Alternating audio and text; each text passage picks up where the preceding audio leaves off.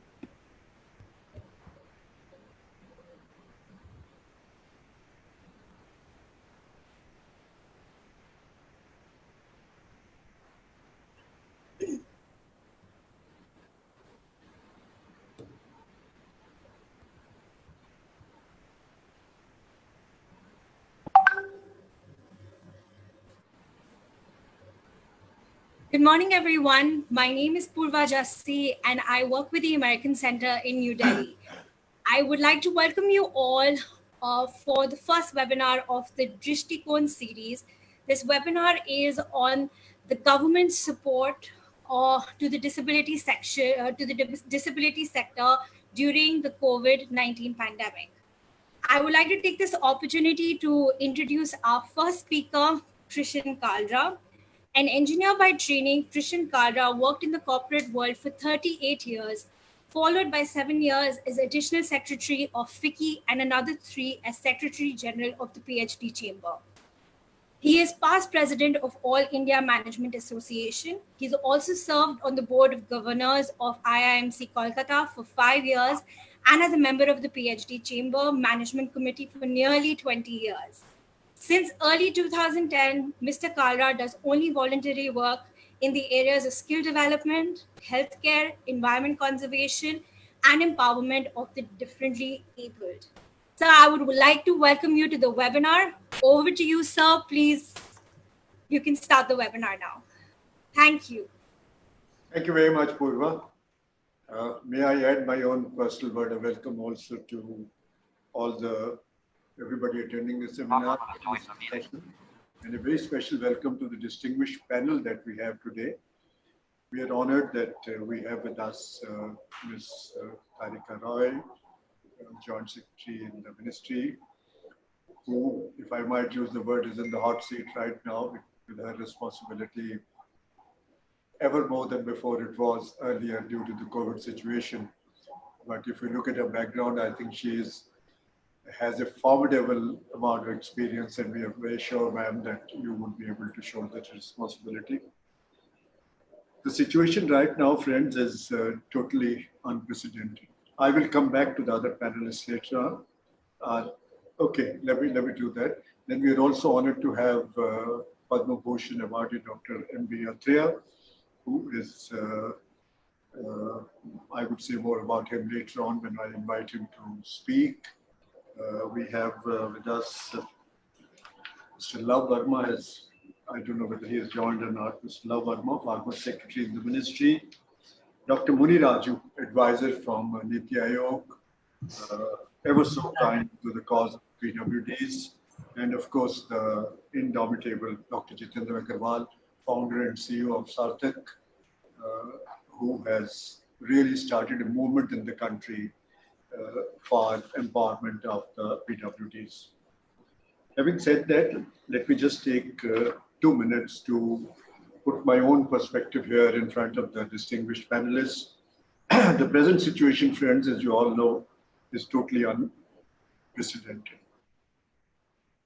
Since early March, has created manifold problems for the government, indeed governments around the world really, not only in India, industry and individuals.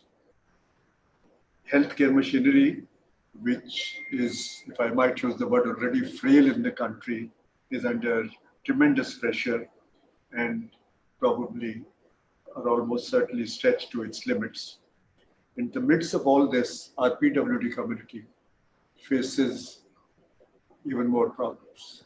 PWDs are, as we are aware, they're much more vulnerable than the other people, able-bodied people. So today, that is the focus of our discussion. that these people have special needs. They have limitations on their movement. They have limitations on their mobility. Their inability to see or hear or speak. Constant need of a caregiver is there. Government has issued a lot of very comprehensive guidelines. I've seen some of these guidelines issued by the Home Ministry and by the Health Ministry and even by the National Disaster Management Authority. But we would like to understand today from the Joint Secretary as to what exactly are the efforts, specific efforts for the PWD community, which would make their life a little more comfortable. What are the specific measures which have actually been initiated and are in place now to alleviate their sufferings of these people? There are multiple issues these people face. Job losses, of course, everyone has job losses, inability to acquire new skills and get placed, accessing hospitals and doctors if they get infected, cost implications, etc., etc. I'll share with you a small example. 3 days ago, I got a call from a young man called Remo Saha, who is a young para-swimmer. Now, he has been every year going to Ireland to participate in the para-swimming competitions. He's booked to go there in July. Now, in view of the situation, he can't. So his problem is very peculiar. He says, how do I cancel my ticket? So I'm trying to do what I can, but the airlines right now are, they're not willing to give refund, which this guy has taken loans from all over to get the, I'm just citing one example. I'm sure there are hundreds of other examples like that. We are hoping that Madam Tarika would give us some pointed information about what is happening. We are hoping that Dr. Muniraju will also tell us what are the plans at Niti Aayog to help this sector. We are also hoping that Dr. Atreya will tell us about the management aspects of the way of facing the present adversity. And we're also looking forward to Dr. Mr. Love Verma adding his perspective regarding PWDs in all this from his vast experience. And of course, Dr. Jitendra Agarwal would spell out the real needs of the community, not only running a large organization to empower the PWDs. Mr. Kalra, apologies for interruption. The volume, can it be louder or what? I will do that, sir. I'll come to my... all right, sure, thank you. Yeah. So we are hoping that this is the last sentence I want to do before I start inviting others, that Dr. Agarwal will tell us the specific real needs of the community. Not only is he running a very important organization which is working in the area of empowerment of PWDs, he personally also has a special ability, which while as a practicing doctor in 2004, when he lost his central vision. And despite that, he has set up this wonderful organization. So overall, we are hoping, I'm hoping that today's deliberations will bring some greater clarity on issues like information and guidance to the PWDs regarding various dimensions of this hydra-headed issue confronting humanity in general and PWDs in particular.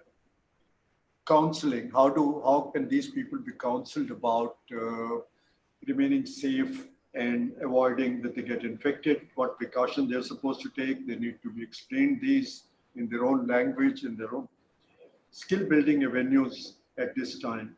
Sarthak, of course, even during the lockdown, I'm very happy to share with you that they have been carrying out online courses for training of the people, and even they have succeeded in some of the new placements also during this week.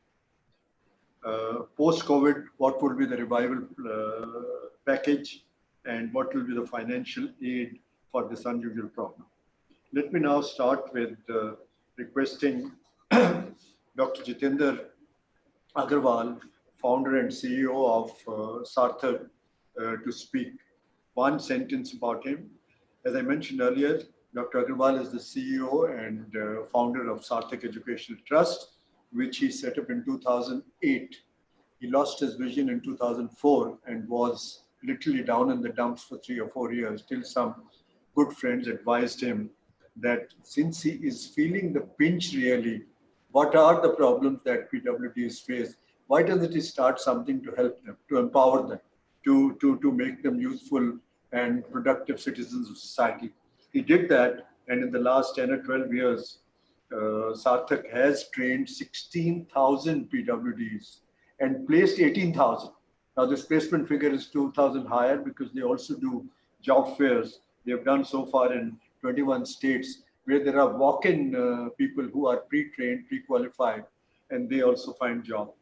Sarthak runs 19 centers in the country. And this man, I might be repeating my words, is totally indomitable. Never give up, never say die. Dr. Agarwal, Yes, over sir. to you. You have 9 Yes, sir. minutes, sir, to make your views. Yes, sir. Yes, sir. Thank you very much, sir. Thank you, Kalra, sir. And thank you, my other co-panelists, our mentor and guru, Dr. Atreya, sir, Love Verma ji, Madam Tarika Roy, and Dr. Muni Raju. I think with Ishwar Kripa and Guru Kripa, we are organizing our series of webinar, and this is first of our webinar. And I welcome all the participants who are joining virtually, because now in COVID-19, this is era of virtual meetings, virtual conferences, virtual seminars. So I welcome all my people with disability from all across India, and from globally also people are joining us.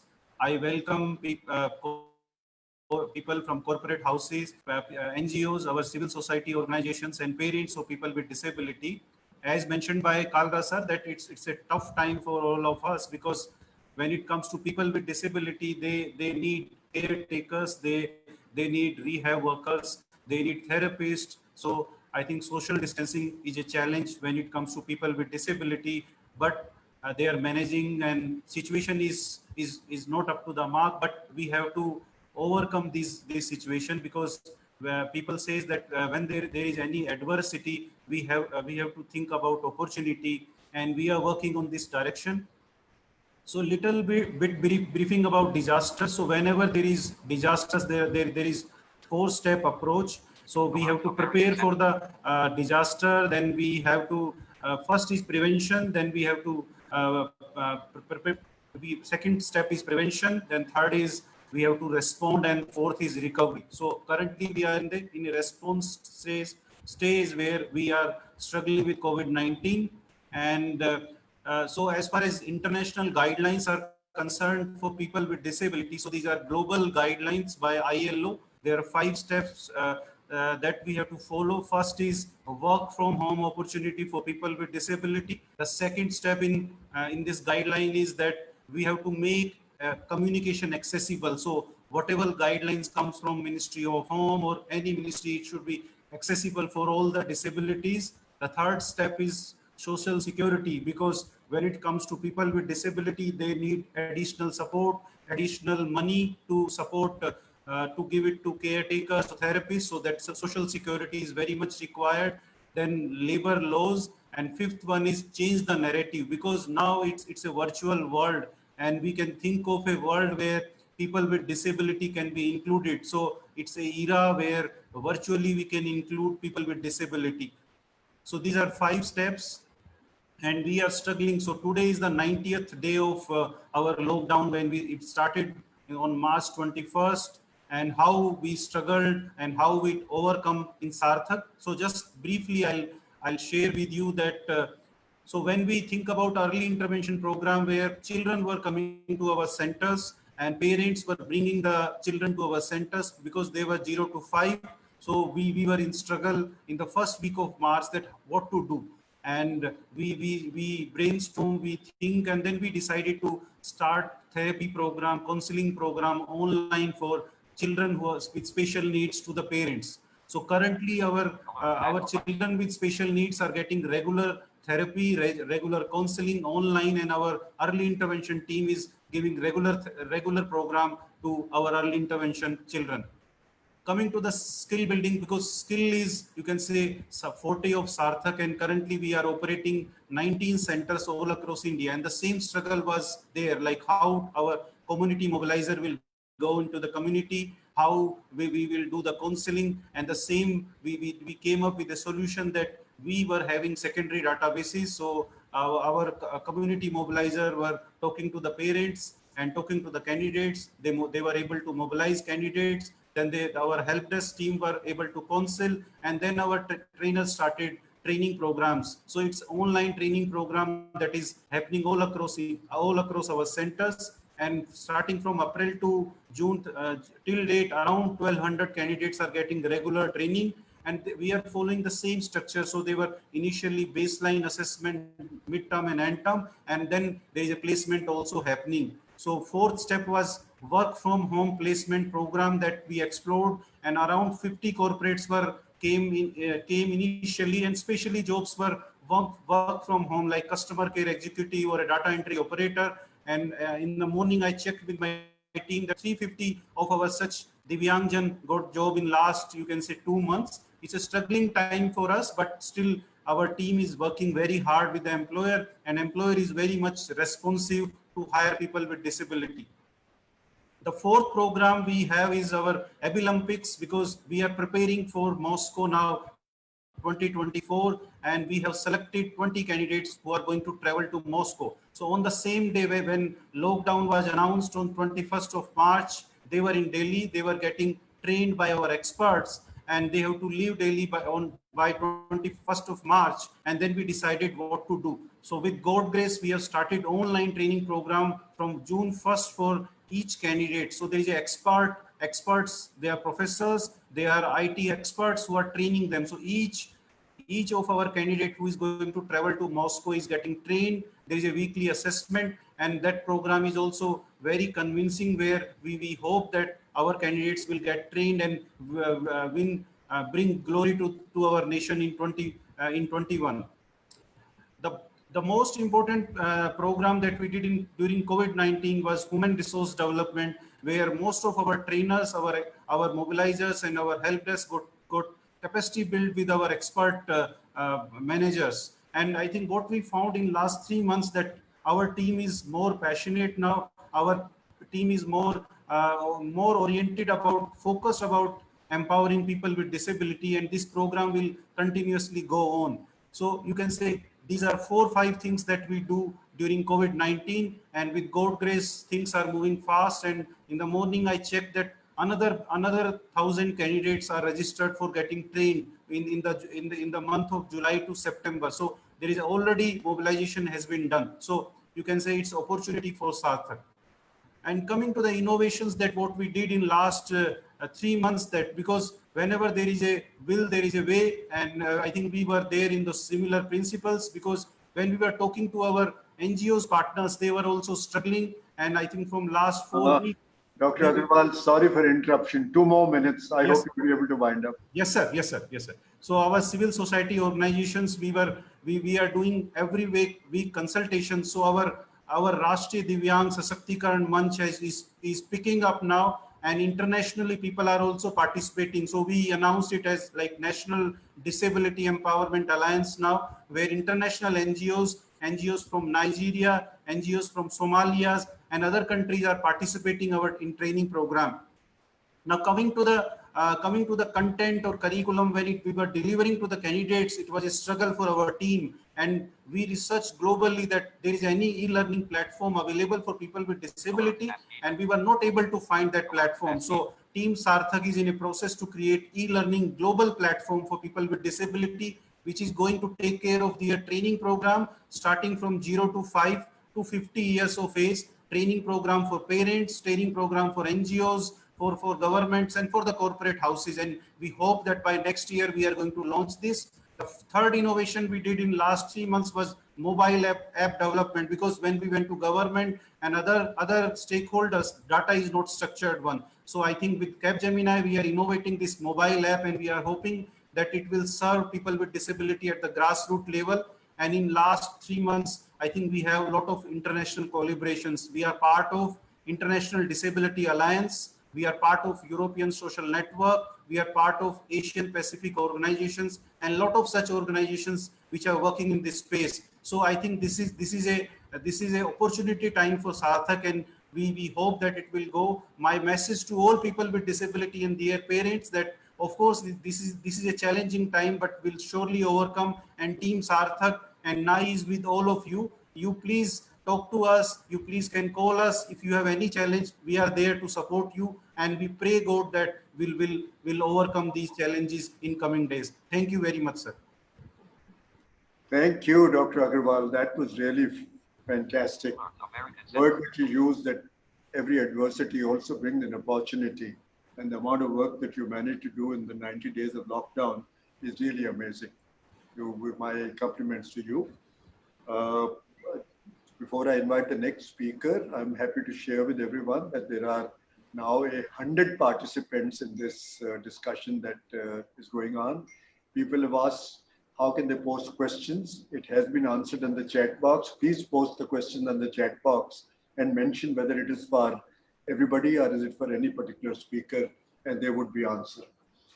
Friends, it's my pleasure now to invite Mr. Love Verma, former Secretary, Department of People with Disabilities, Government of India. Love Verma ji is a 1978 batch Indian Administrative Service officer and has had 37 years of experience in this. He has also been very closely involved with Sarthak for the last few years, and we always look up to him for advice and guidance. Mr. Verma, sir, over to you, and you also have 9 minutes. Okay, thank you.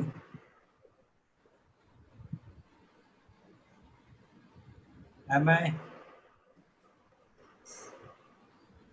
Mr. Verma, you might like to switch on your video also. Start So we with. can see you. Just unmute your video. It's there at the bottom left-hand corner. I am doing the start video, but it's not Okay, not to worry, not to worry. unmuting or it's not starting. I'm audible, I suppose, Yes, Yes, you sir. are. Yes, sir. You are audible. but the video, I don't know why is the video not Sir, please go ahead, sir. Please go ahead, sir. okay. Well, thank you so much, Mr. Kalra and Dr. Agarwal. I think it's great that we are seeing COVID-19 as an opportunity among the crisis. The crisis can be changed into an opportunity, but today I also want to address Miss Roy so that we can also think of what the government can do, what can be the initiatives which can be taken by government, and that is why the first point I would like to raise is about the act.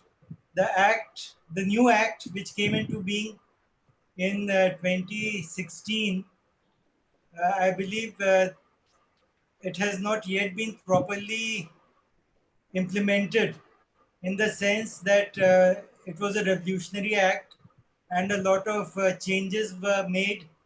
The number of disabilities has gone up from 7 to 21, so almost 3 times. But on the ground, I don't think there have been many changes. So first of all, the implementation of the act is something which I would like to red flag. Secondly, we really need a life cycle approach, what has been called the womb to the tomb approach. Am I visible now? Yes, Yes, sir. yes, Yes, you sir. are. Yes, yes. Yes. So womb to the tomb approach, and this has to be, it cannot be a one size fits all approach because different people with different disabilities need a different kind of care. So persons with mental disabilities, for instance, they need another type of approach, and those with physical disabilities, they need another approach. But what really can we do in order to see that people right through their lives are cared for, are skilled, and are earning their livelihood? So of course, Sarthak is playing a big role, but government had also started a skilling program, a very ambitious skilling program. But because NGOs were not properly involved and were not funded for that, that was the reason why the program failed to take off the ground. So that is the challenge currently before today's department, how to get the finance department to agree to fund NGOs for skilling, because unless the NGOs are involved and funded for skilling, the targets will not be met. Another point which I would like to make is with regard to CSR. There's a lot of CSR available now, but it is up to the managements to decide where to spend it. What I would like to see is that a certain amount, say 1% of the CSR, is set aside, earmarked for persons with disabilities, and that will go a long way, I think, in initiating schemes and programs for PWDs. Another point I'd like to make is that the initiatives which some government departments are taking are piecemeal. And I'll give you an example. For instance, the Railways has said that those of its persons with disabilities who have who have been awarded Padma Shri and other international awards, for them, they can move from a non-executive position to an executive position. Now, I have been trying to get the Defense Ministry, for example, to adopt this, but I have not been successful. So basically, what I would urge Ms. Roy and others in the department is to take this up as a cross-cutting and overarching theme, which can be initiated by the Department of Empowerment of Divyangjan and adopted as a government circular, not simply by department separately, because that is not going to happen or that is going to take too much time. That is another point. And the fifth point I wish to make is that quotas, for instance, we have sporting quotas. Now, why can't we have sporting quotas for persons with disabilities? It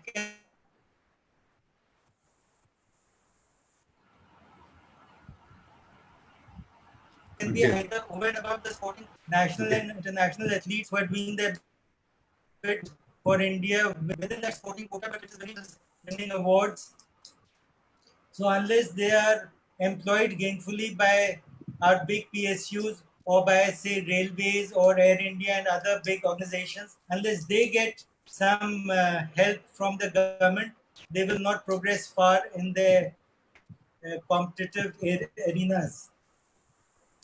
Finally, to say that work from home has opened up new avenues, but we need to see what needs to be done for PWDs. What are the new avenues which can be earmarked for PWDs when we are talking about work from home?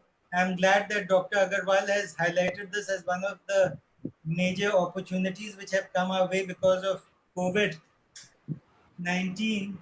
So these are some of the points which I wish to make. I think I have done it within my 9 minutes, but I look forward to further discussions and answering questions raised. I'm really happy that over 100 participants, which shows that this is indeed very topical and very important. And I'm glad that this is the first in a series of webinars which Sarthak has organized. And more power to Dr. Agarwal and Sarthak and its team. Thank you. Thank you very much, Mr. Verma. In fact, you rounded up your discussion within less than 8 minutes. You do that. Wonderful 5 points that you have raised about some tweaking of the act and earmarking 1% of the CSR. What I couldn't understand was companies are supposed to spend 2% of their profits total on CSR. Are you suggesting half of that, or are you suggesting 1% of the total CSR amount?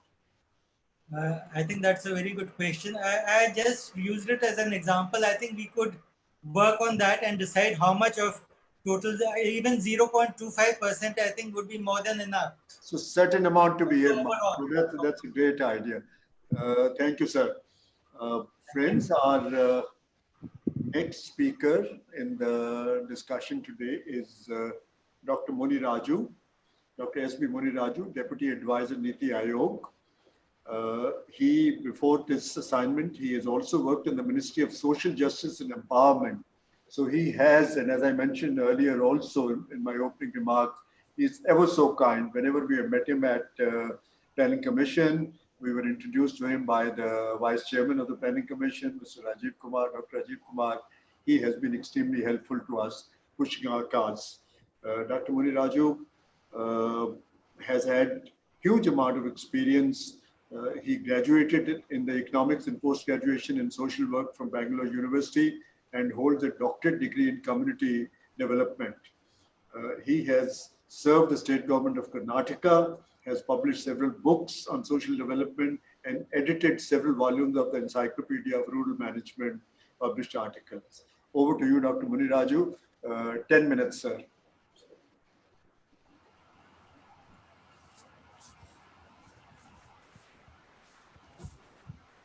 Sir, unmute your mic. Unmute your mic. Yes, sir. Sorry for the inconvenience. Thank you for the team, Sarthak and Krishan Saab and Dr. Agrawal, and there are learned scholar, Pharma Secretary Love Arma Saab is here, and he has elaborately discussed and presented the initiatives.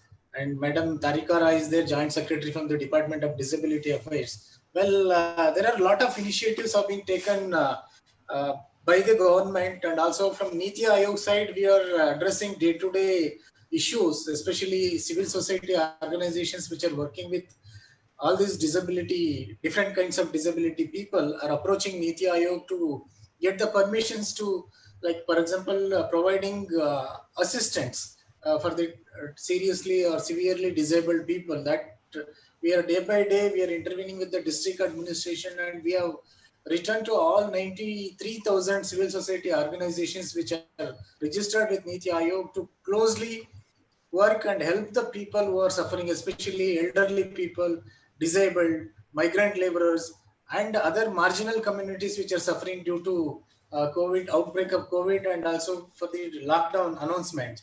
So in this way, government and Niti Aayog is highlighting the problems faced by the disabled as well as the other communities, and also interacting with the many international organizations, including the UN missions and industry associations, so that needed support is provided to the disabled as well as the NGOs which are working with the disabled communities.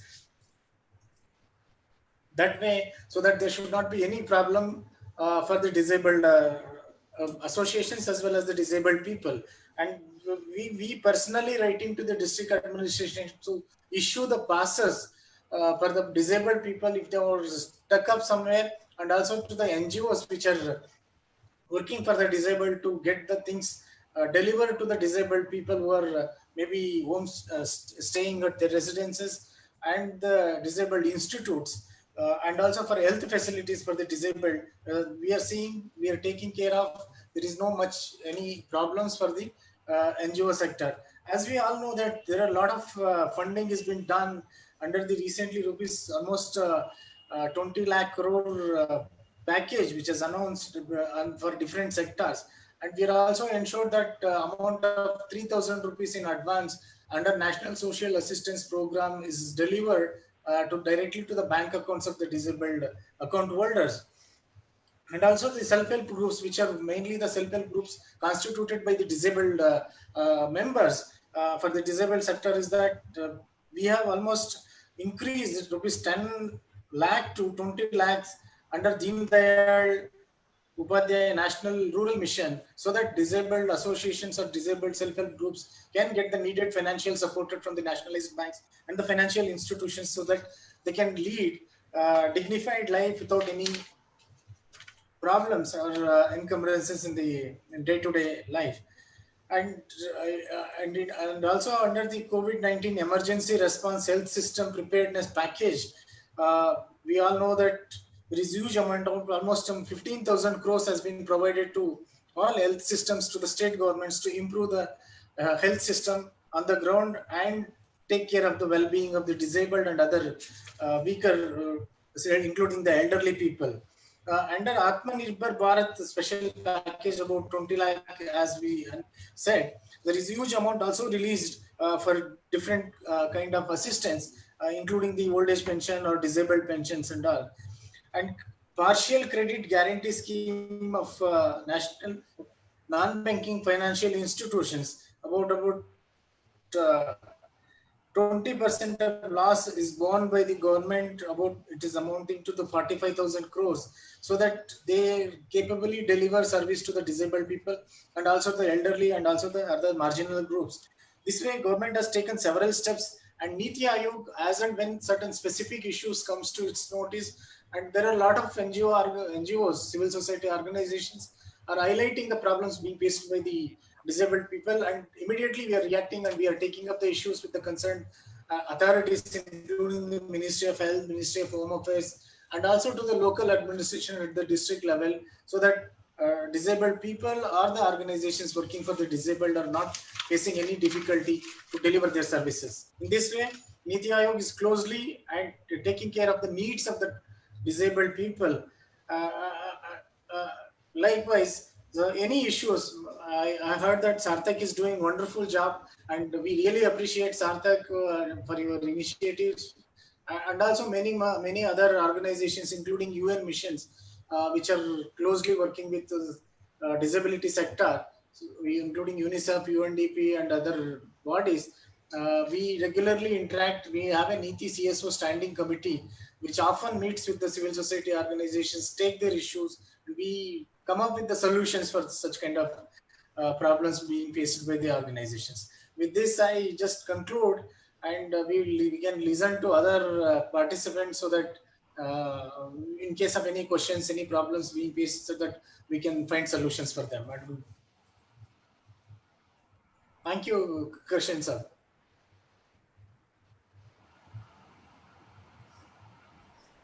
Thank you very much, Dr. Muniraju. That was concise and crisp, and you've told us so many things about the initiatives that the government has taken, the multiple steps to enable function of PWDs during this very, very difficult period. Thank you, sir. Friends, it's my pleasure now to invite Padma Bhushan Awardee, Dr. M.B. Athreya. I'm fortunate to have known him for a long time.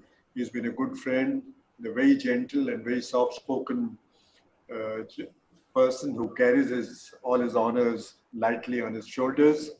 Dr. Athreya has earned his doctorate at Harvard University.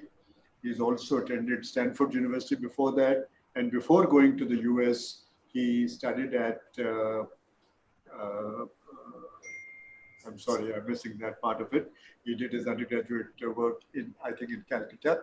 He came back and taught at IIM Calcutta also for long years. Sir, you'll correct me if I'm making any mistake. That is the information that I have.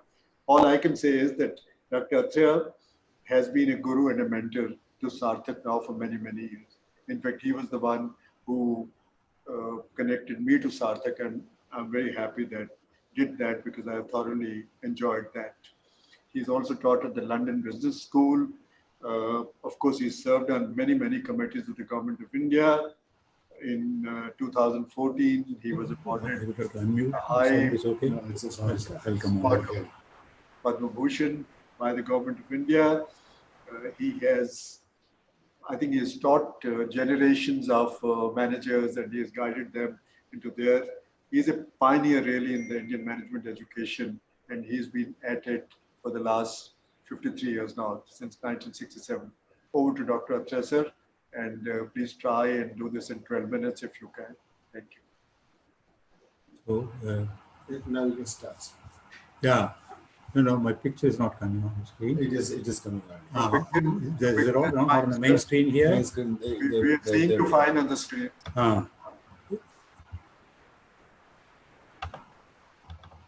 Right. Thanks very much, Mr. Kalra, for your introduction. If I could have intervened, I would have said, keep it shorter. Thanks to the American Center, Sarthak, all those involved in organizing this important webinar. So I have designed a very short PowerPoint with about 10 bullets within the limited time available to us. This is the government support to our PWD. I have used the term our rather than the in terms of our concern and ownership in this seminar. This is the brief. Okay, just 3 slides. What are the impacts on the persons with disability?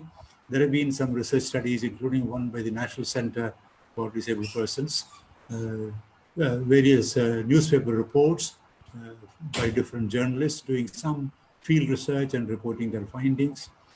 So from these impacts, what are the needs during C19 particularly?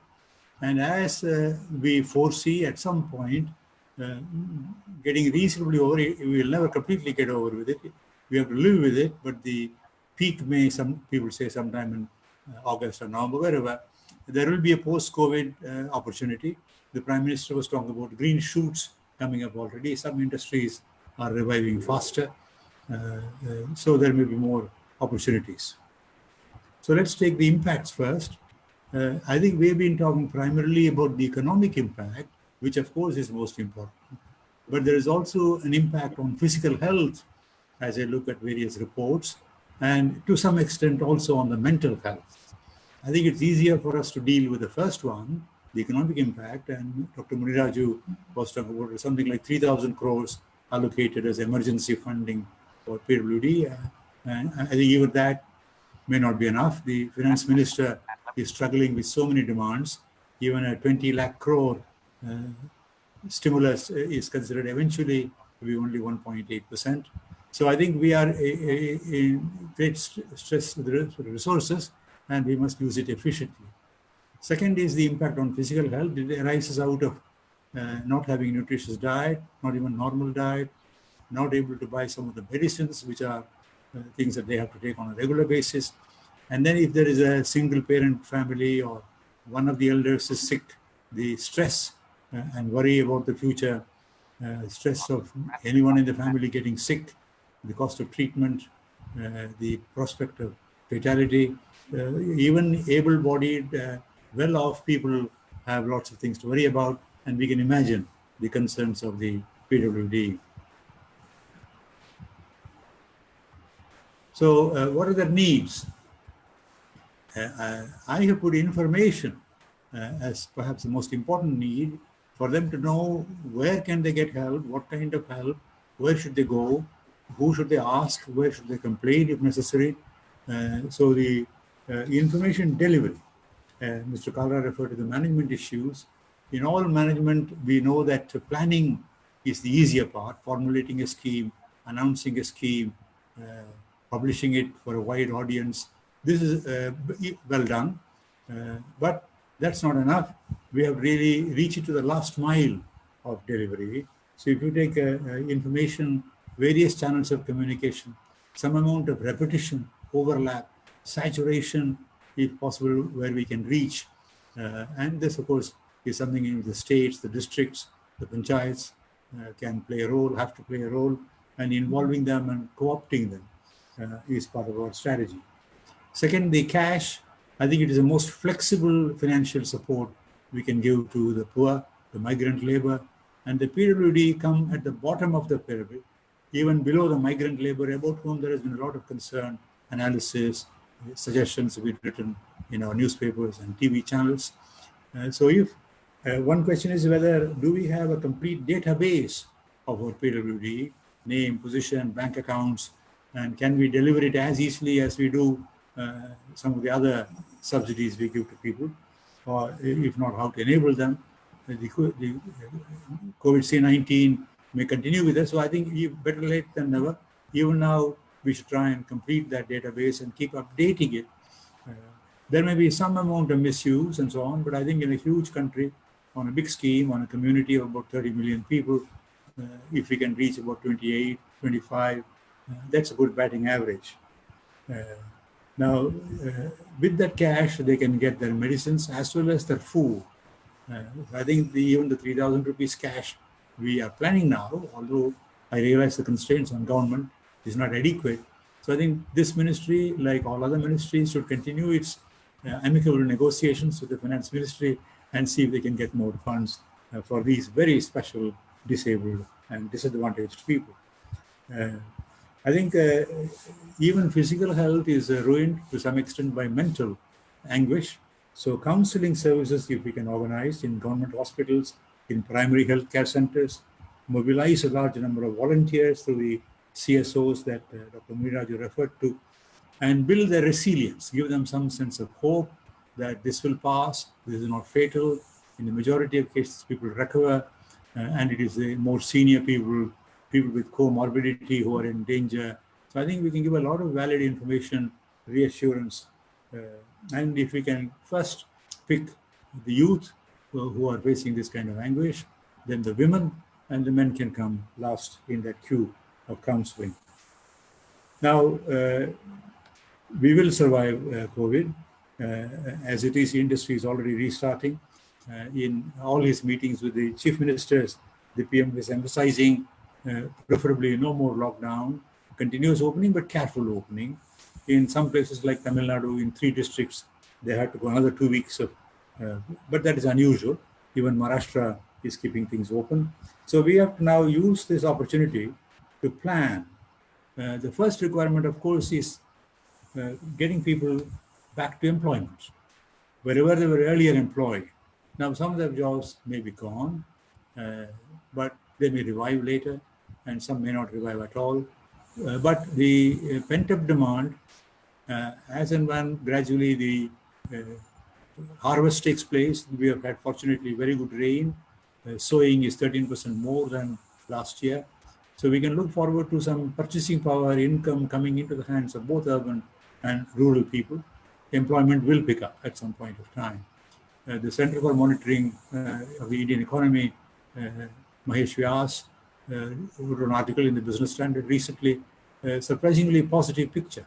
He has been warning about decline in the employment, and now there is a pickup, and we should sustain this and particularly look for, and this is a, of course, opportunity for NGOs like Sarthak, who have a bank of trained people, and I was happy to hear from Dr. Agarwal that another 1,000 people have signed up for such training. The second thing is that we have to upgrade the skill training and look for retraining as well. Some skills may have become obsolete. Those companies, industries may have been overtaken by this blow, as well as competition, new products available. So retraining plans now. Also, this is the time we plan to expand inclusive education. When this COVID lifts and schools reopen, how we can use this break to give a fillip to inclusive education, sensitize both ways, the PWD as well as the normal children, and widen the early intervention, which is taking place to some extent, but the earlier we can intervene. Mr. Verma's reference to the 2016 Act, the 21 disabilities, and the huge potential for opportunity. I would look at it as an opportunity, and for all those disabilities, we should begin early. Some experts in medicine now talk about even from the womb, from conception, trying to identify some of these defects, and to the extent possible, help the mother, and therefore, through that, the baby from the delivery onwards. So these are some of the thoughts that I wanted to share. I hope these are of interest, and government in particular may take up and act on some of these ideas. Thank you very much.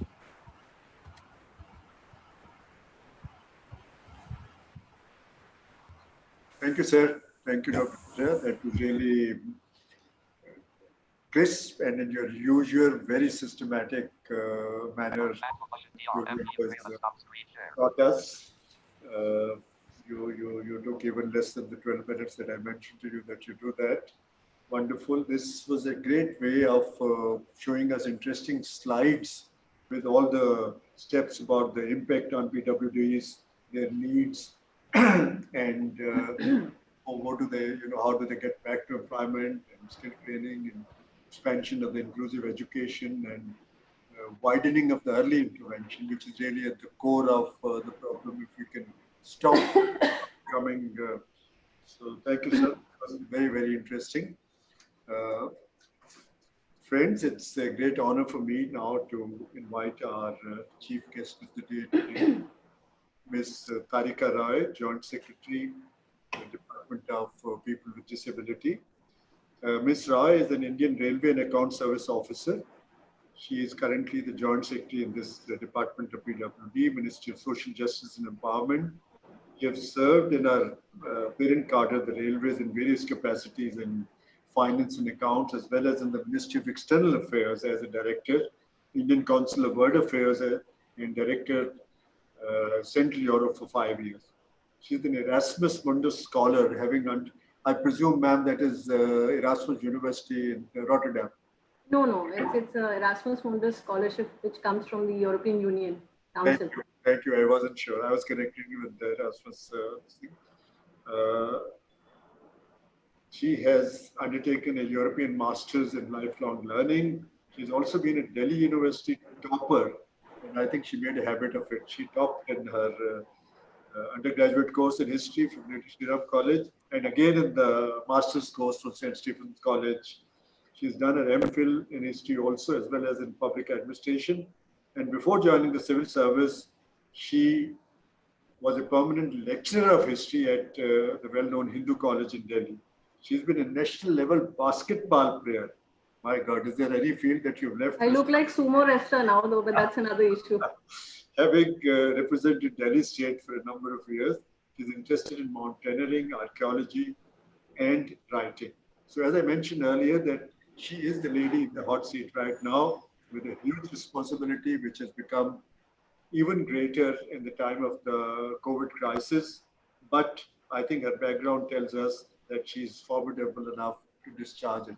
Over to Ms. Tarika Rani. Thank you so much for those lovely words. Just checking, am I audible enough? Yes, you are, ma'am.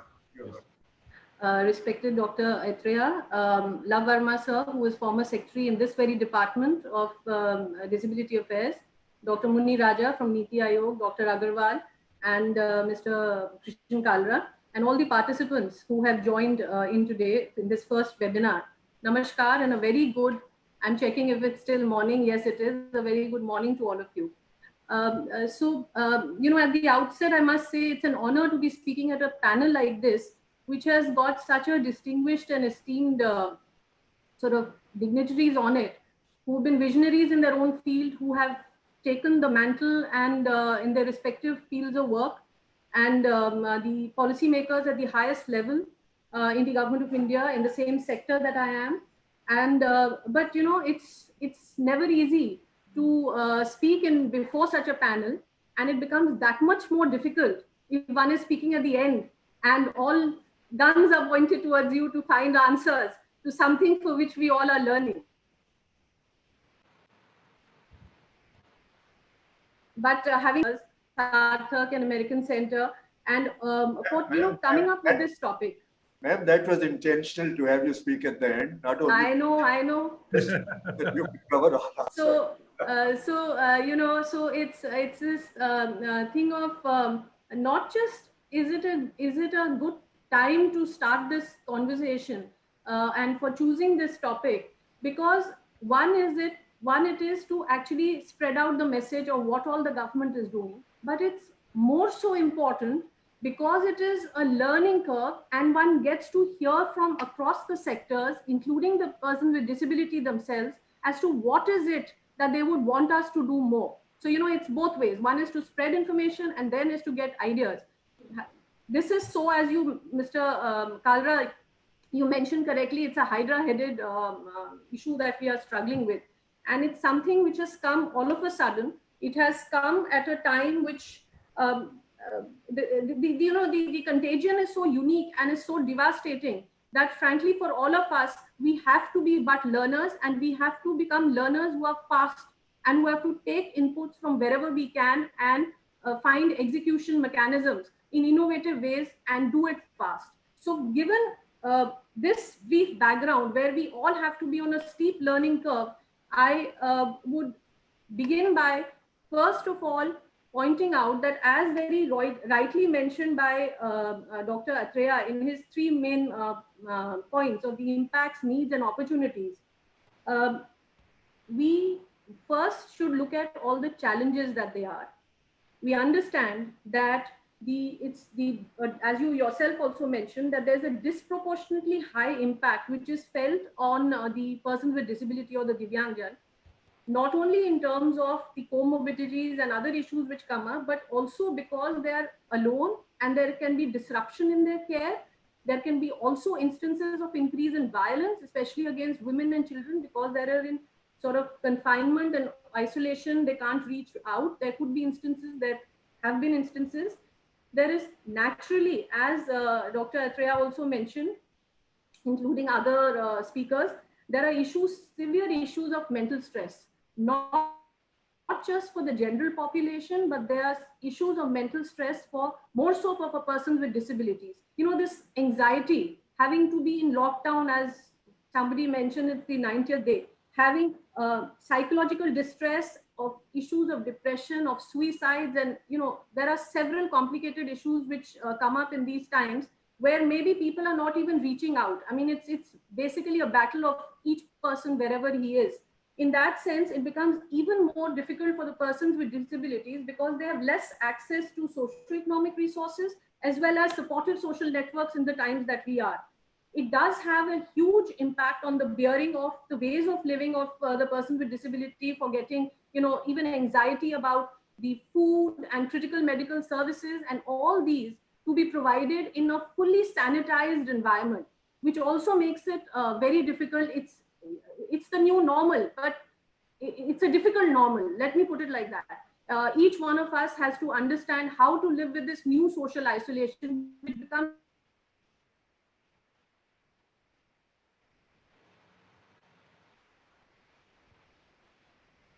even more difficult for, say, who need to lead to a feeling of loneliness, further complicating issues of, even health and dementia and other health problems which would come up. There is rationing of medical care, and there is this sort of guidance that, avoid going to the hospitals if you can, or to therapy centers. So those who are used to the therapeutic interventions also now have had to take a backseat.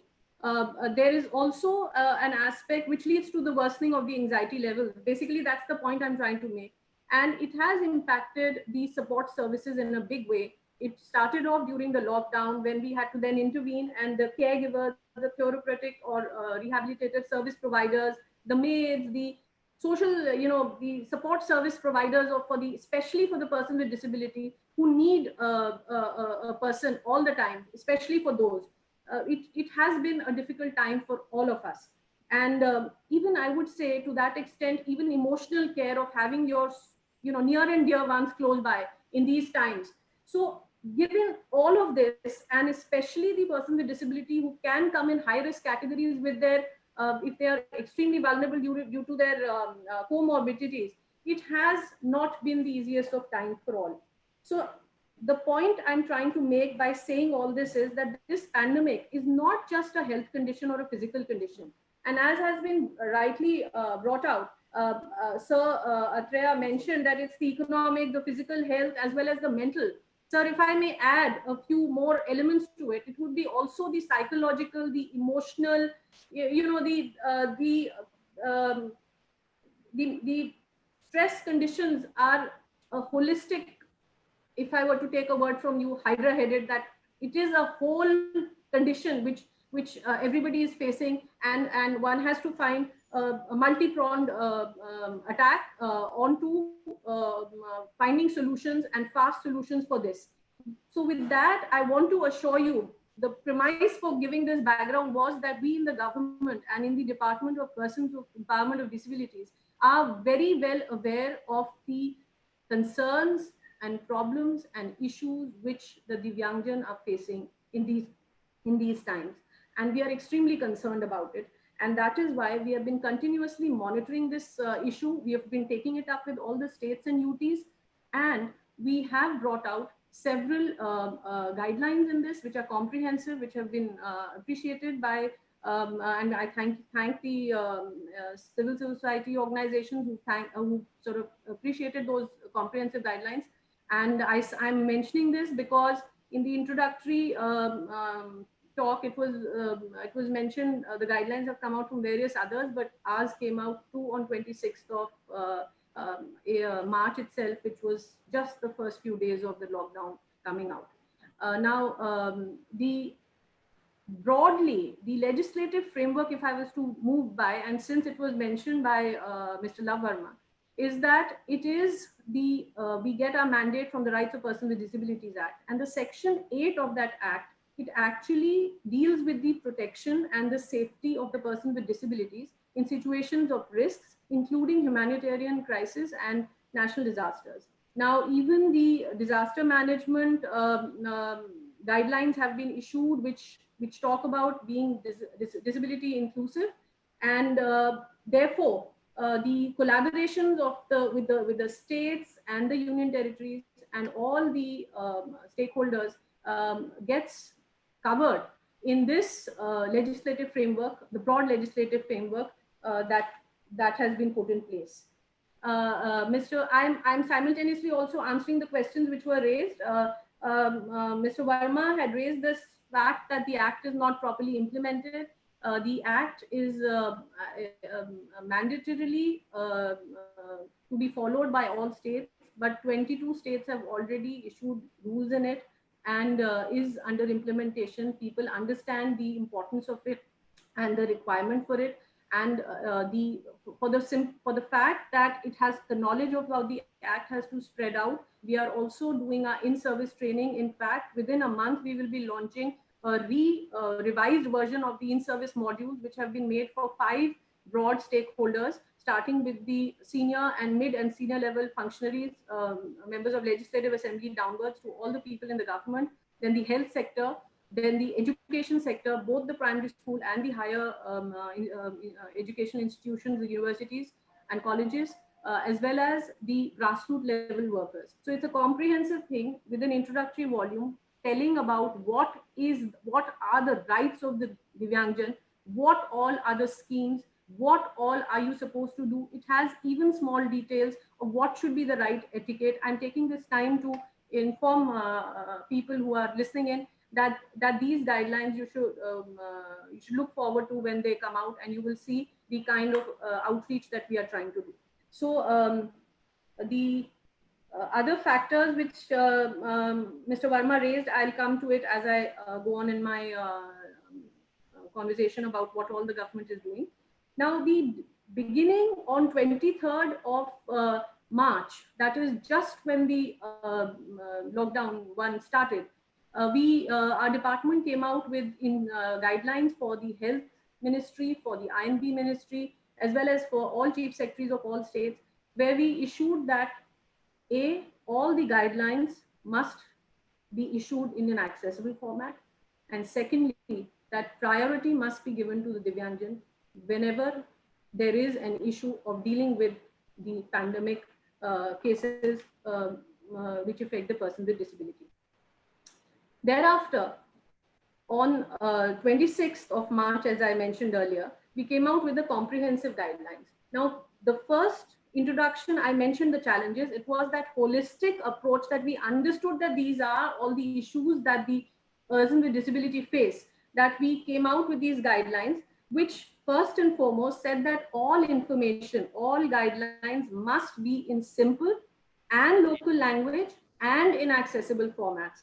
It should be in braille and audible formats, videographic materials with subtitles, closed captioning, and everything should be done. For this reason, we have even, as you might be already aware, that our sign language, National Institute for Sign Language is actually translating all the guidelines and all the instructions which are being issued by all ministries, especially health and MHA, and putting it up on a YouTube channel for everyone to see.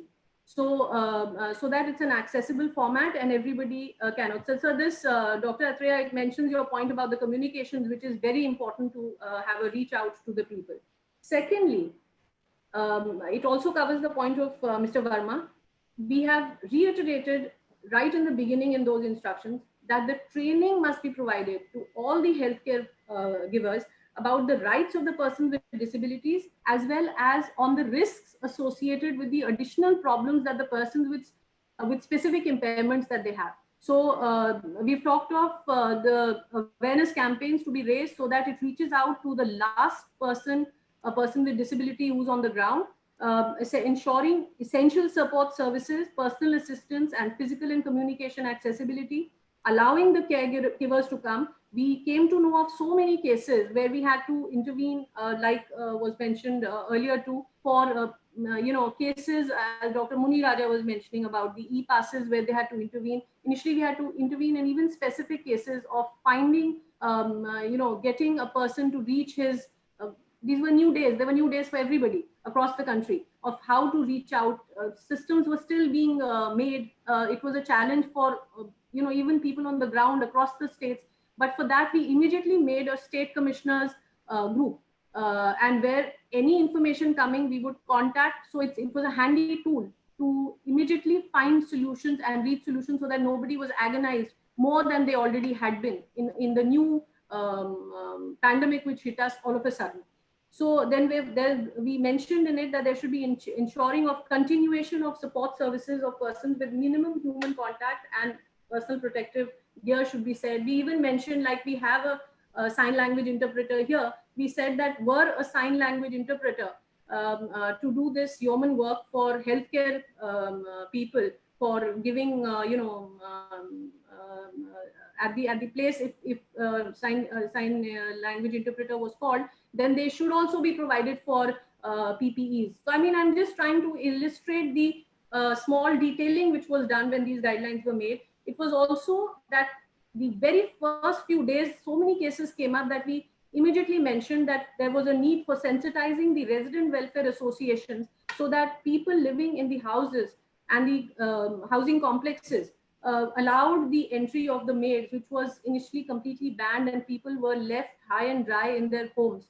And to provide the support providers to come in with proper sanitization protocols being maintained, ensuring essential food services and medicines at their residence. And we have in fact mentioned with subsequently also that they should be provided these at their doorstep. Also to setting up of peer support networks, provisioning of additional protective measures for persons with disabilities based on their impairments, giving priority in treatment, as I mentioned, and specifically for children and women, developing online counseling sessions, which have been mentioned by several speakers before me. We realize that this is extremely crucial. While we have been doing it with NIMHANS as of now, but the department is coming up with its own online health services for mental health services and shortly it will be up, sir, Dr. Atreya, since you particularly mentioned this. And our National Institute based in Chennai, which is on multiple disabilities, is working on this as of now, and soon it should be there. We also mentioned in the guidelines that to the states that there should be setting up of 24/7 helpline numbers at the state level, and along with sign language interpreters and video calling. You would have seen, and many would bear me out when I say this, that many states have done yeoman work and immediately they came out with solutions, even though it was a new thing for all of them. Especially I can quote Tamil Nadu here, where they came out with the solution for video calling and sign language interpreters immediately within the first few days itself. So then we mentioned that there should be an involvement of all organizations of persons with disabilities in the preparation and dissemination of material, which is being done for COVID-19 for the use of PWDs. So these comprehensive guidelines actually came out gave out a mechanism that there should be nodal authorities at the state level. And the guidelines mandated the state commissioner of PWDs as the state nodal authority. And at the district level also, we made a nodal person who would do all. So there would be like one sort of a single window where somebody could call and get the help whichever was required. Now, while I mention all these guidelines which were comprehensively mentioned, it is only to show that it's one thing is that it is there as a guideline, as a mandate, and as a to follow, but it also is a guidance for the people who have to implement it. I say this because we were pretty sure that this is a time when we also need to tell people what is required and what issues and you know it also acts as a sensitization to people who may not be thinking about it. So this is one, is that it's a guideline. Second is it is a guidance and it is a way forward for people to know who may not have thought about it or may not think because they don't have the inputs, which fortunately our department has, and that is the mandate of this department, to convey what is required to the people who need it. So basically this comprehensive guideline gives us the backbone of what we are talking today. Apart from this, we have come out with there were several other inputs which were given. For instance, during the lockdown, when the people came that, you know, they naturally cannot travel, the person with disability who can't travel owing to the breakdown in the public services, transport services, we mentioned to DOPT via specific order, and then they followed it with a guideline on 27th March itself. that the persons with disabilities will be exempted from working on essential places of workplaces. Ministry, I'll just briefly touch upon, Ministry of Health came out with a guidance note, which was very comprehensive, and it talked about not only giving up to 3 months of medicine so that people don't have to come again and again to the center. Also that the ANMs should undertake 2 visits per month to the homes of the person with disability. Also should have regular phone conversations. The fact that blood order disorders, the comprehensive guidelines were given for that. People did face problems, but at least the guidelines were in place. It was also a guidance, as I said. Things have fallen in place, are falling in place. Ministry of Rural Development was written to, since that is the ministry which looks at the NSAP or the National Social Assistance Program for giving persons with disability, even with benchmark disabilities, to be given the ex gratia, which was announced, as was mentioned by Niti Aayog, Dr. Muni Raja. So apart from that, apart from all these, the department has ensured, and you understand that we are also working all 90 days that this lockdown has been, we have been in office. And as soon as this call was starting off, I had to take a phone and inform my secretary that there was a case which came up of an MTS in our office who was tested positive just when this started. And as director admin, JS admin, I had to also inform my director admin to take these. So, you know, we have also got these compulsions when we are doing it. I'm not making any excuses, but I'm just telling you the scenario in which we are working. And so that will be my first call as soon as this webinar ends. Now, we had to continue the services and implementation protocols. So we had to find innovative ways. I'll give you an example. There is a scheme of this department called the EDIP scheme, where we give aids and assistive devices to the people. This scheme is always conducted through large camps. We had to find a new way to do it. And the first camp, as we speak, is also going on now. It has been split from the 15th, when it started off. Our Honorable Minister launched this program. It was done in Firozpur. You can imagine the protocols of sanitization which were put in place, from where they started, of the trucks in which they were loaded, at the warehouses they were kept, at the locations where we had to make small arrangement for small things, and then to do it virtually, and sanitizing and giving instructions to everybody, the people who are distributing, the people who are fitting the hearing aid, everybody maintaining social protocols and doing it with small batches of 30, 40. And this will continue. So the first is started, it's on as we speak. Next, we came up with, in the similar way, we did a virtual launch on the 16th. I'll inform the people who are watching it, of a composite regional center, a new one in Ranchi, so that systems don't stop. What has to work, what has to go on, has to go on. And it was launched by our Honorable Minister and Honorable Minister, Mr. Munda, as well, day before yesterday on the 16th. So that has also, so the work is going on. We have, since Dr. Atreya mentioned about the requirement for, as he put it, widening the early intervention, I want to mention that the department has taken this initiative to have early intervention centers, which was not there earlier. And as a first, we are starting off with 14 centers in 7 of our national institutes and 7 of our composite regional centers across India. And this was to begin on the 31st of March, but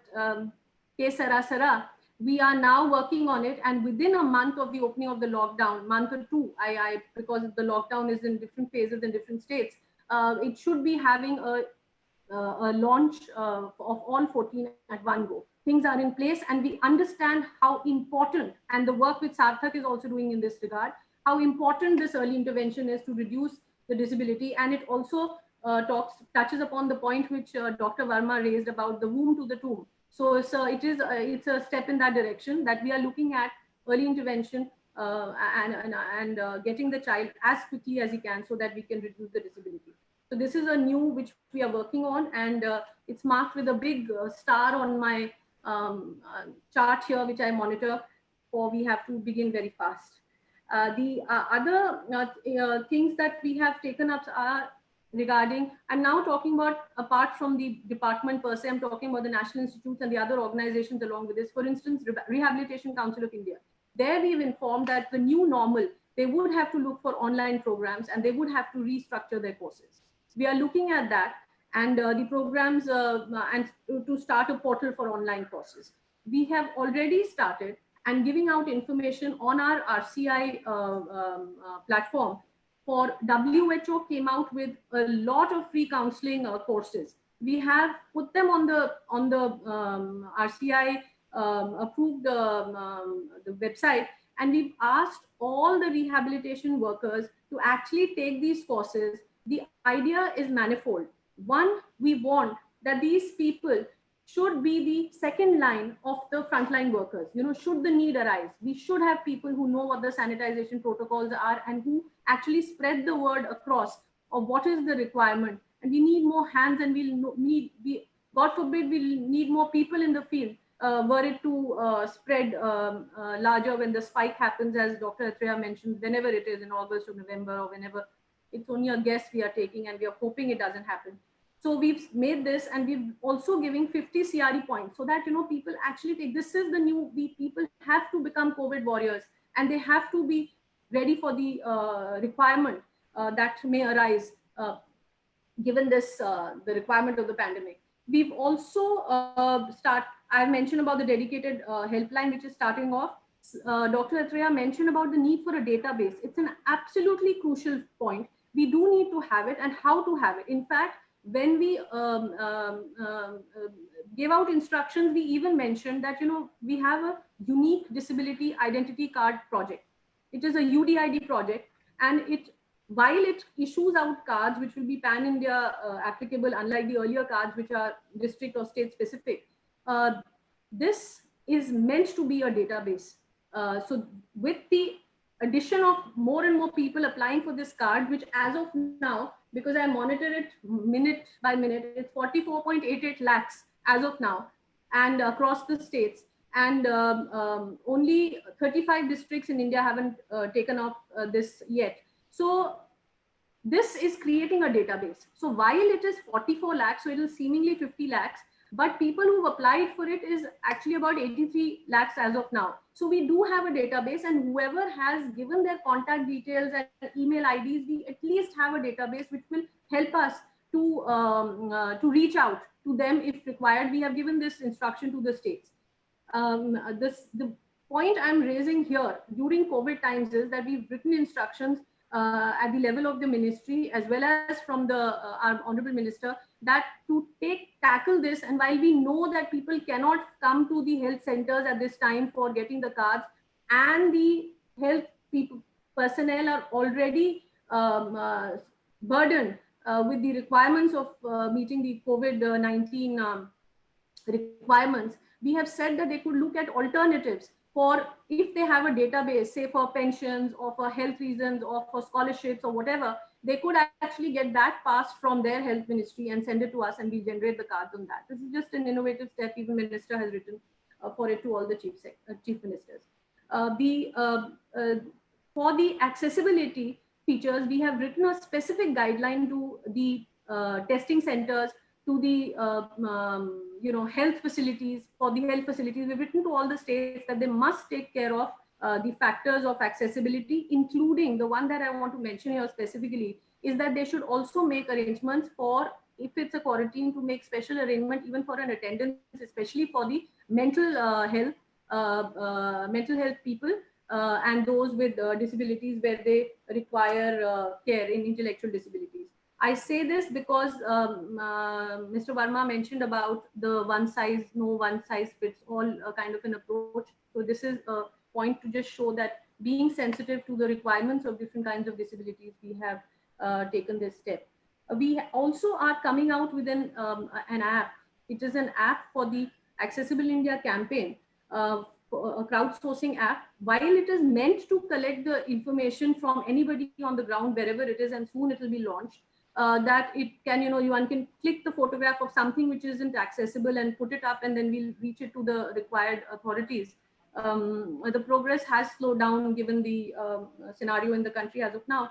But this app, which will soon come out, we have added another element in it where we've said for person with disability, if they give a disability certificate, they will have a COVID-19 section, so they can give complaints about it. So it's also a reaching out. Somebody will hear them with the help of a mobile, which is these days quite handy with everybody. CCPD office, our CCPD has been taking online hearings, and as we speak, one hearing is still on, and the CCPD is taking that hearing.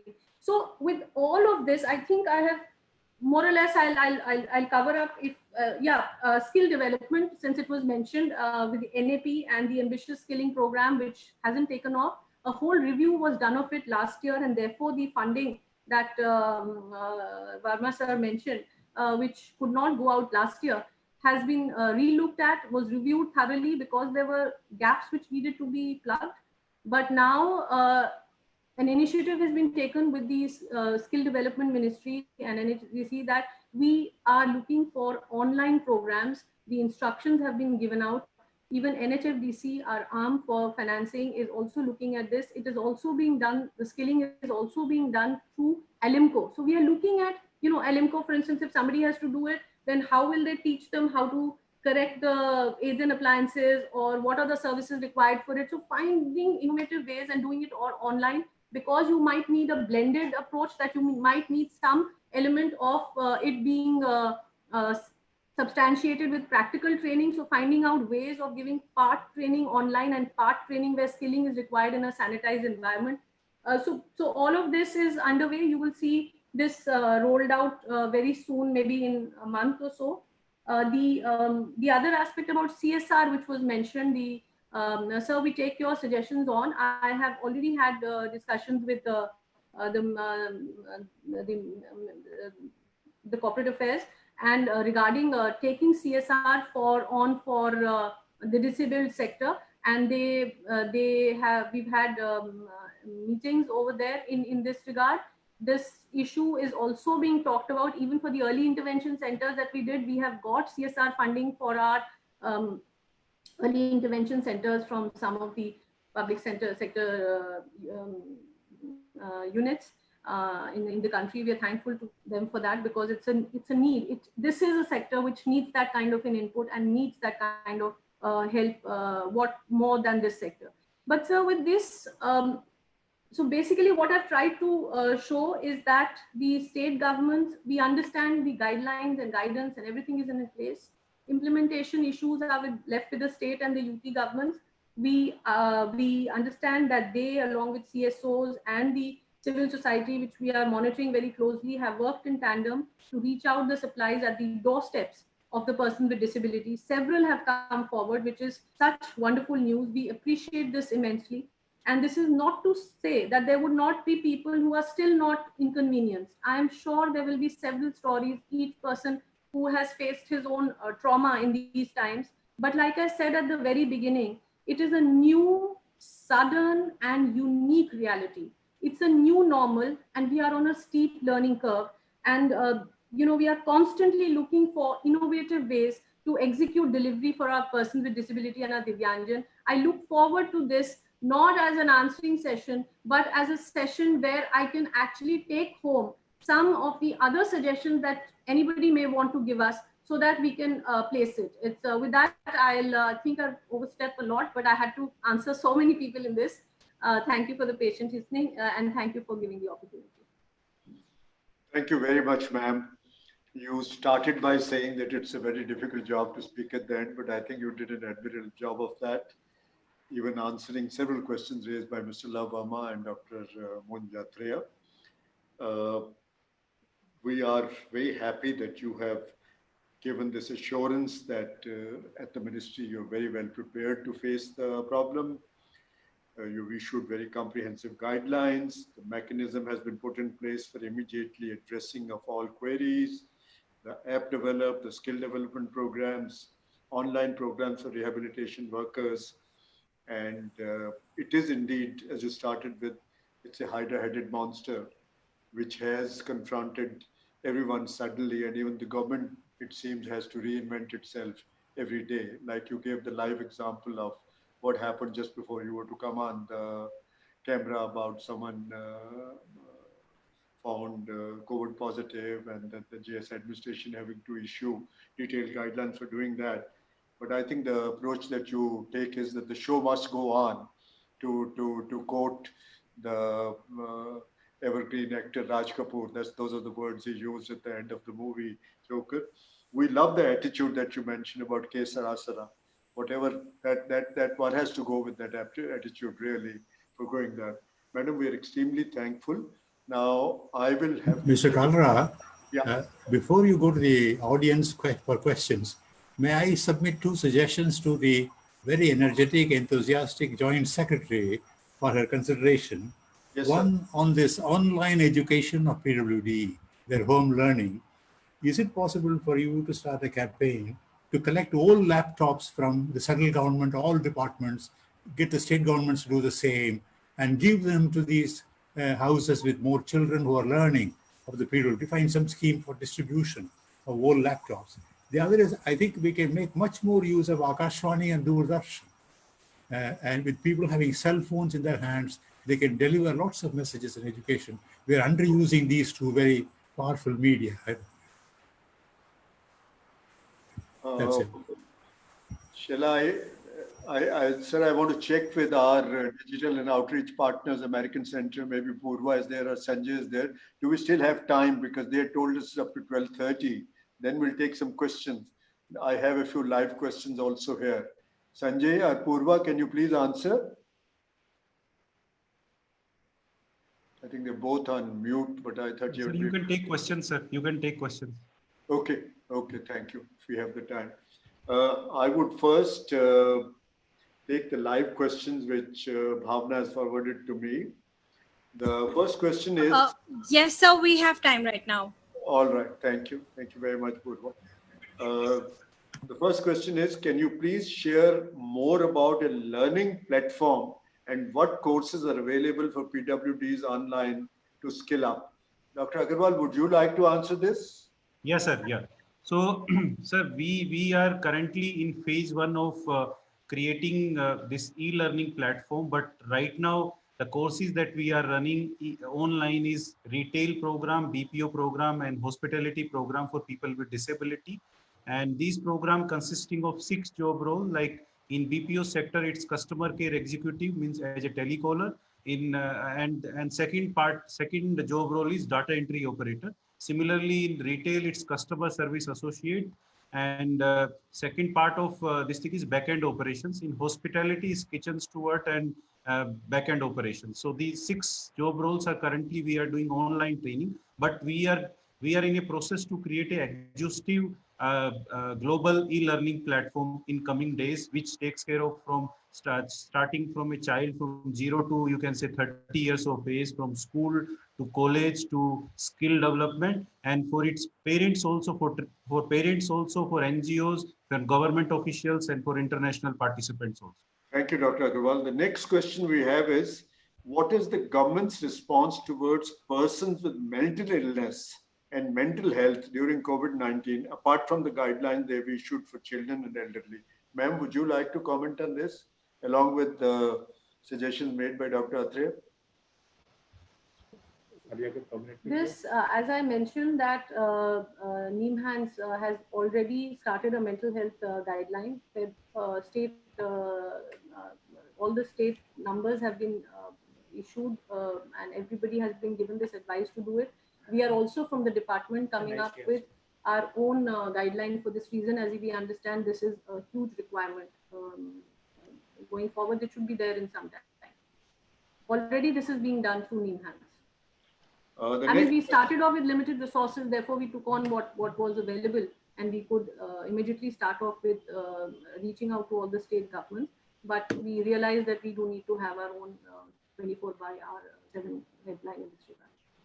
Thank you, ma'am. The next question I have here is, could you please share good practices to cope with COVID-19 for persons with disabilities in collaboration among CSOs, communities, PWDs, and other sectors? Would you like to comment on this, or shall I request Dr. Agarwal? Can you just repeat the question, please? Yeah, it says, could you please share good practices to cope with COVID-19 for persons with disabilities in collaboration among CSOs, communities, PWDs, and other sectors? I have no idea. We have mentioned in the guidelines, as I mentioned in my talk earlier, that we did issue the instructions that the civil society organizations and the other NGOs need to be taken on board, and as well as their views taken even when formulating informational requirements, which have to be awareness material and campaigns which are launched to reach out to PWDs for this aspect. I would also say that we have also taken the support through our NIs, national institutes, to come out with videos explaining how to cope with this pandemic across disabilities, whether it's hearing, visual, physical, and the strains and strenuous compulsions that the PWDs and various disabilities are facing. Thank you. So, sir, just to add to the madam this thing. So currently we are doing partnership with the corporate and with the civil society organization other than Sarthak on the ground. So every week on Saturday we have 2-hour session with all our civil society organization partners. So they are from all across. They are from Himachal to Andhra to Tamil Nadu, and they have some struggling challenges. So what we are doing with the help of Sarthak and other agencies, we are trying to solve, maybe providing online training to them, maybe providing online content, maybe online curriculum. And similarly, we have our corporate partners who are hiring people with disability in work from home. So our team is first preparing those candidates, and then they are hiring, doing online interviews and working from home. So as mentioned by Atriya sir, that we are in a process to provide all laptops and computers we have suggested to our corporate partners to give it to Divyangjan in the semi-rural and urban part of India. So we are developing, and we are also currently engaged with international partners also in similar best practices. Thank you, Dr. Agarwal.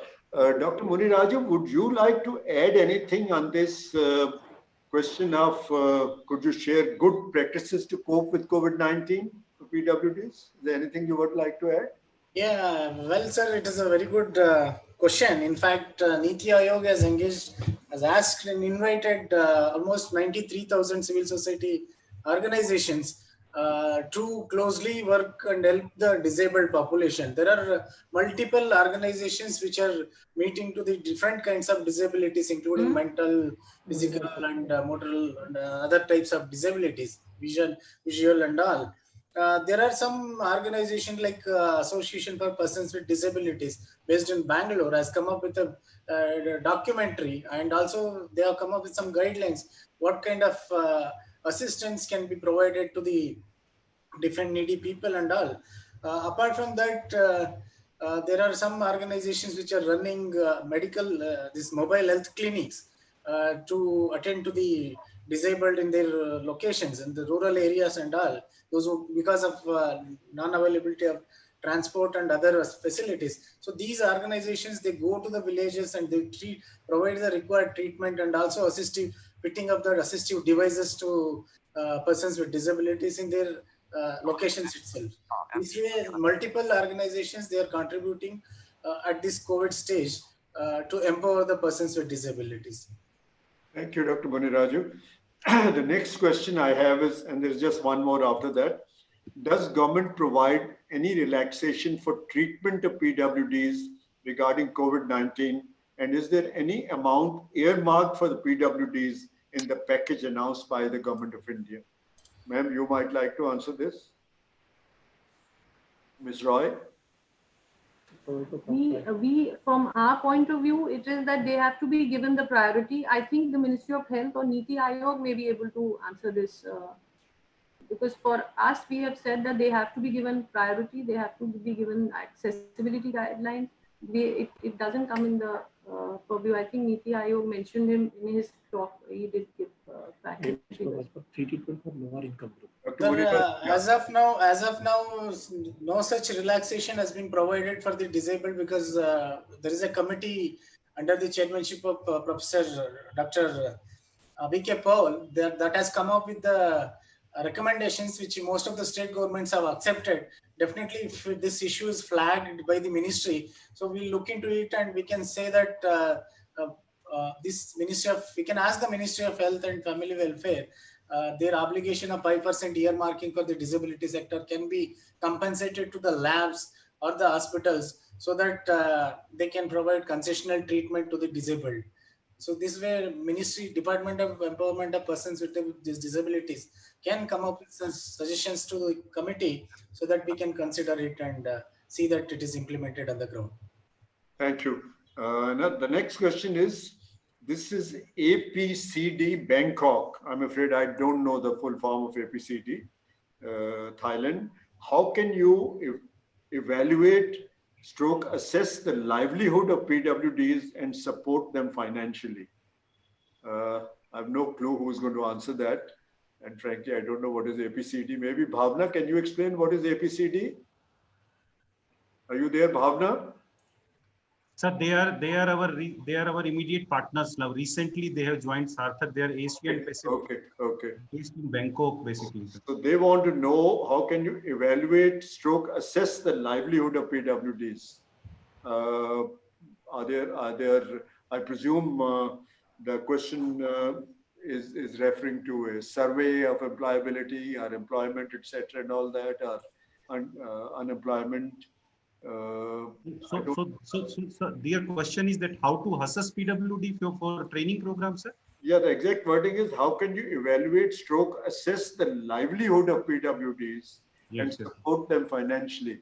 I think it is focused on unemployment in this area. Yes, sir. So, sir, 15 days back we have a workshop with their core team in Bangkok through virtual, and this coming next month we have a workshop with their team on especially on employability and livelihood for people with disability. So generally, when a candidates comes to us for you can say employability program, we have a rigorous functional assessment, social assessment, and communication assessment for the candidates, that what he or she can speak or how much is able to write and what able to read, and accordingly our team is planning a counseling program and then enrolling the candidates for different training programs. So it's a very structured one. We have assessment papers, we have counselors and structured program to enroll the candidates first for training and then for their employability. That is excellent, Dr. Agarwal, but I still feel the focus of the question, although I can talk to them later on after the program is. Yeah. But if I may just. They want to understand probably how many of them are earning and how many of them are without jobs. Maybe either ma'am has some answer. Or maybe No, I definitely don't have the answer because I'm still grasping with the question. But I do want to say this, that it is required that we do a study at some point. However, as of now, what is the accessibility? How much is the assessment of it? As of now, I think the crucial element is how to give them skilling, how to give them beginning, as mentioned by Dr. Atreya, how to even do validation of prior learning wherever it's required to upgrade the skills as fast as one can. And the suggestion can be taken on, and at some point more appropriate, I would say. No, I understand. Where resources are available. Mr. Kalra, it's a big issue. It's a very big issue. One NGO like Sarthak doing something in its local area is good, but I think nationally we need a massive statistical study and update it every year. We have so many surveys, National Sample Survey on consumption, employment in the country.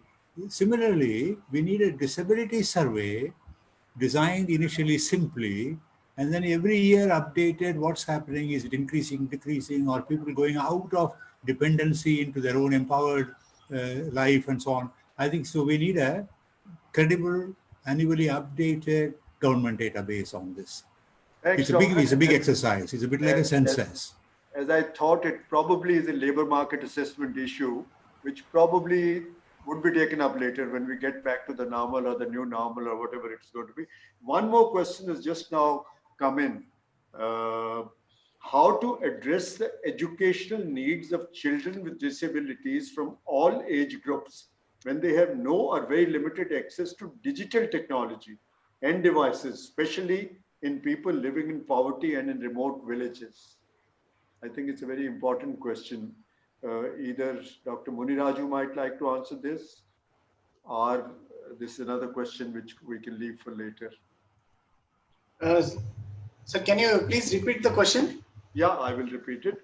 How to address the educational needs of children with disabilities from all age groups when they have no or very limited access to digital technology and devices, especially for people living in poverty and in remote villages? Yes, sir. This is the major challenge to the government and Sarva Shiksha Abhiyan. In fact, Samagra Shiksha Abhiyan scheme, that they have special provisions in their scheme. So that only thing, the question is the acquirer for new technologies or maybe new devices for providing online education. There are multiple civil society organizations which provide online education. In fact, like Pratham, and there is IC Center for the Governance, and there are many organizations which are ready to provide accessible education. The procurement of the devices and distribution of devices, as some other member was telling, that there definitely need laptops for acquiring education. Yes, the state governments can take a decision because state governments are already giving laptops to the weaker sections, especially scheduled caste, tribals, and minority communities, because they have the budgetary provision in their scheme, their budgets. Similarly, this can be think through, and Government of India has already Rights of Persons with Disabilities Act that makes the provision for earmarking 5% of their budgets of each ministry department. If similarly states allocate the sufficient funds under this, definitely they can procure the devices and distribute devices to disabled students at the village level, and they can provide online education. This has to be enforced thoroughly at the states, especially the Chief Commissioner for Persons with Disabilities and state disability commissioners. They should definitely, they have the powers to implement this act, and if they convince the state governments and the in fact national government under SSA, they can procure the devices and provide online education to the students who are remaining in rural remote areas. Thank you, Dr. Muniraju. Friends, the next item on the agenda is summary, but I don't think I'm either capable of summarizing today's discussion, frankly, and B, whatever little bit I have done that every time before inviting the next speaker. So with your permission, I'm going to skip that because we've been asked to wind it up in the next couple of minutes. I want to propose a very, this item also said summary and the way forward. I think we will try and compile the various suggestions and pointers, particularly the advice that has come in from Madam Joint Secretary, from Dr. Atreya, Dr. Muniraju, from Mr. Love Verma, and Dr. Agarwal, and we would come out with a short 2-pager documents about the way forward on this. But all I want to say is that I think today's discussion has given us a lot of food for thought, a lot of assurance, a lot of reassurance that things are under control with the government. Of course, civil society also has to do a lot of work in there. Every individual has to do a lot of work in this. And I mean, it's not a normal situation. It is a very, very special, crucial, abnormal situation. And even at the cost of repetition, it's a hydra-headed monster that we are dealing with. But one is very happy that the government has things fairly under control, and all concerned in the PWD sector are working towards making lives for them more comfortable. I want to end by proposing a very hearty vote of thanks to all the distinguished panelists, Ms. Tarika Rai, Padma Bhushan Dr. Atreya, Dr. Muniraju, Mr. Love Verma, and Dr. Jitendra Agarwal, and all the participants. As I mentioned earlier, there were 100-odd participants at one time, and our digital and outreach partner, the American Center, and finally, but not the least, certainly Team Sarthak, the very energetic Nazmi with her sign language, who has explained everything to our most of our participants who were unable to hear us. Vishal Keshri for all the coordination he has done.